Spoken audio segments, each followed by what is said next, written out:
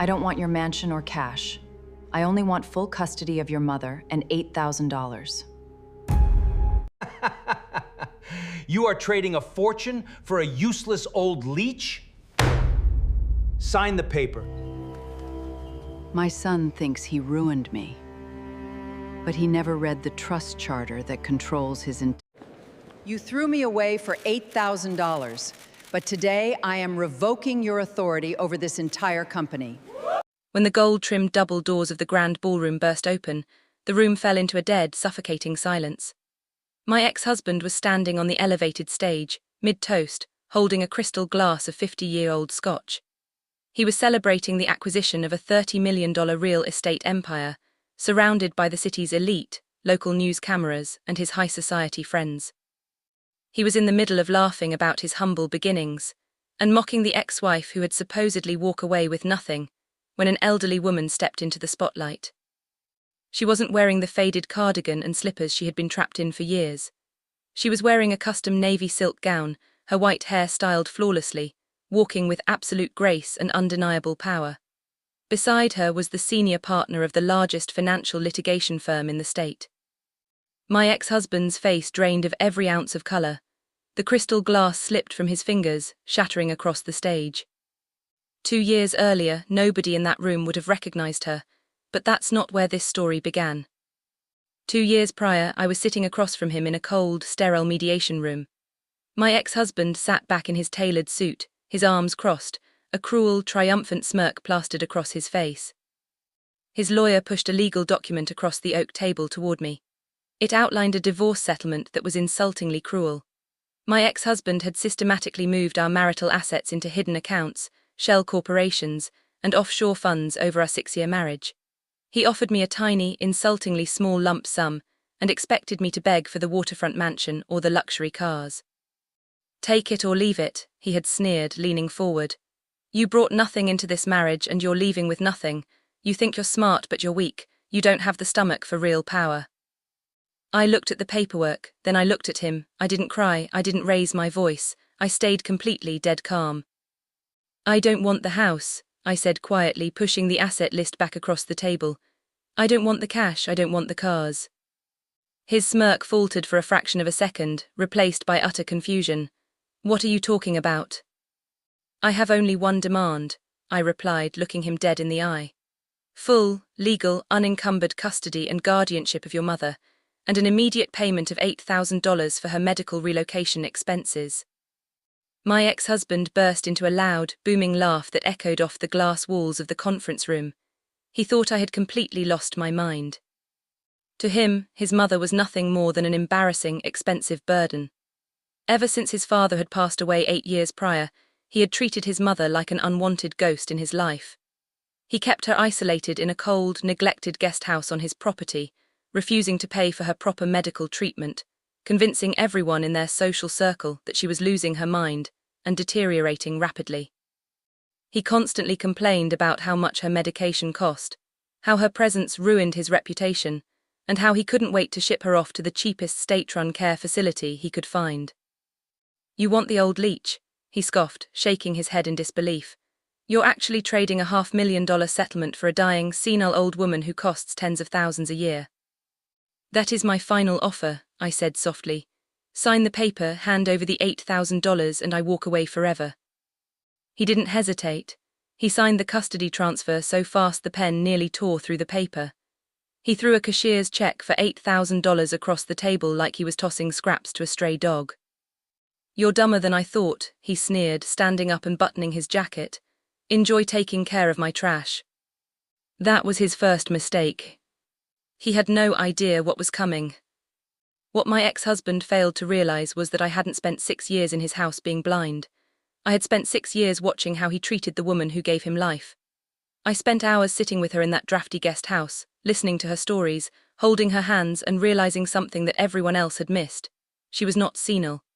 She was malnourished, heavily over-medicated with cheap sedatives he forced her to take, and terrified of her own son. More importantly, nobody in his life knew the truth about his father's estate. When his father died, my ex-husband had immediately claimed the family business, claiming his father had left everything directly to him in a private will. Because his mother was heartbroken, grieving, and intimidated, she never questioned it. My ex-husband assumed his mother was uneducated, broke, and entirely dependent on his charity. Remember that detail, it matters later.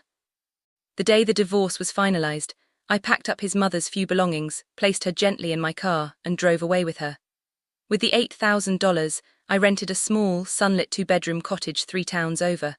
I immediately brought her to a renowned, independent neurologist.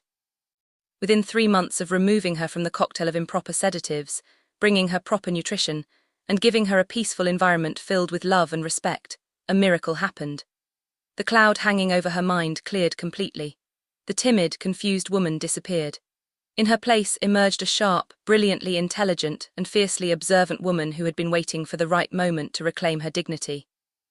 6 months after the divorce, as we sat drinking tea on our porch, she looked at me with tears in her eyes and placed a heavy, weathered leather binder on the table between us. "My late husband was not a foolish man," she said, her voice steady and resolute. "He knew what kind of monster our son was becoming. He knew his greed would destroy him." She opened the binder. Inside were the original, unredacted trust deeds of his father's entire commercial real estate empire. My ex-husband had spent 8 years running a multi-million-dollar company, signing contracts, taking out loans, and living like a king, all under the assumption that he owned the underlying properties. But he had never actually read the original 100-page parent corporation trust charter that his father had filed 30 years ago. He had only read a summary prepared by a crooked, low-tier lawyer he hired right after his father's funeral. The real trust charter was absolute and legally ironclad. The entire commercial land portfolio, the holding companies, and the intellectual property did not belong to my ex-husband. They were placed in a private family trust where his mother was the sole, lifetime managing trustee with total unilateral voting power. My ex-husband was merely an unpaid temporary operator, serving entirely at the discretion of the managing trustee. Furthermore, the charter explicitly stated that if the operator displayed moral bankruptcy or neglect of family duty, the managing trustee possessed the legal right to strip him of all executive powers instantly, audit every penny ever spent, and demand full repayment of all corporate distributions made during his tenure. My ex-husband had spent 8 years building a skyscraper on a foundation of sand, completely oblivious to the fact that the woman he called a leech held the keys to his entire world. For 18 months, we stayed completely silent. We hired a team of elite forensic accountants and corporate attorneys. We quietly audited every bank account, every illegal transfer, and every fraudulent loan my ex-husband had taken out using the trust's assets as collateral. He had spent millions buying luxury yachts, throwing lavish parties, and buying property for his new girlfriend, all while using trust capital that did not belong to him. He thought he was untouchable. He thought he was a self-made billionaire. He was actually millions of dollars in debt to a trust controlled entirely by the mother he gave away for $8,000. This is where everything changed. The breaking point arrived when my ex-husband scheduled his massive $30 million buyout gala. He was preparing to sell the holding company to a foreign conglomerate, a deal that would make him rich beyond his wildest dreams and cement his standing in high society. That brings us back to the moment the grand ballroom doors burst open. My ex-husband stood frozen on stage, staring in absolute terror as his mother walked down the center aisle of the ballroom, flanked by legal officers and a court bailiff. The grand music died down. The reporters lowered their cameras in shock. "What is the meaning of this?" my ex-husband stammered, his voice cracking as he tried to maintain his arrogant posture. "Security, get this crazy old woman out of here, she's mentally unstable." The lead attorney stepped forward, pulling a stack of certified federal court injunctions from his briefcase. His voice echoed through the high-ceilinged room, amplified by the silent shock of 200 guests. "This event is officially terminated," the attorney announced calmly. "By court order of the state's Supreme Court, all assets, bank accounts, real estate holdings, and corporate entities associated with this enterprise have been frozen under emergency receivership." Gasps erupted across the room. My ex-husband's new fiancée stepped away from him on stage, her face pale with horror. "You're lying," my ex-husband screamed, his composure shattering into frantic rage. "I own this company, my father left it to me." His mother stepped forward, taking the microphone from the podium. Her voice was crystal clear, commanding, and echoed with absolute authority. "Your father left you a chance to prove you were a decent man," she said, looking at him not with anger but with cold, devastating pity. "Instead, you starved me, locked me away, and sold my dignity for your own ego. You handed me over to my former daughter-in-law like I was trash, paying $8,000 just to get rid of me. That was your biggest mistake." She gestured to the bailiffs. "2 years ago, you signed away your rights to manage my life. Today, I am executing my rights to manage your father's trust. You are officially removed as Chief Executive Officer. You are barred from all company properties. And as of 20 minutes ago, a full forensic audit has been filed with the District Attorney's Office for criminal embezzlement." The room descended into utter chaos. Reporters began flashing cameras rapidly. My ex-husband fell to his knees on the stage, weeping, begging his mother for forgiveness, pleading with her to listen to him. His mother didn't scream, she didn't insult him. She simply turned her back on him, took my arm, and walked out of the ballroom with her head held high.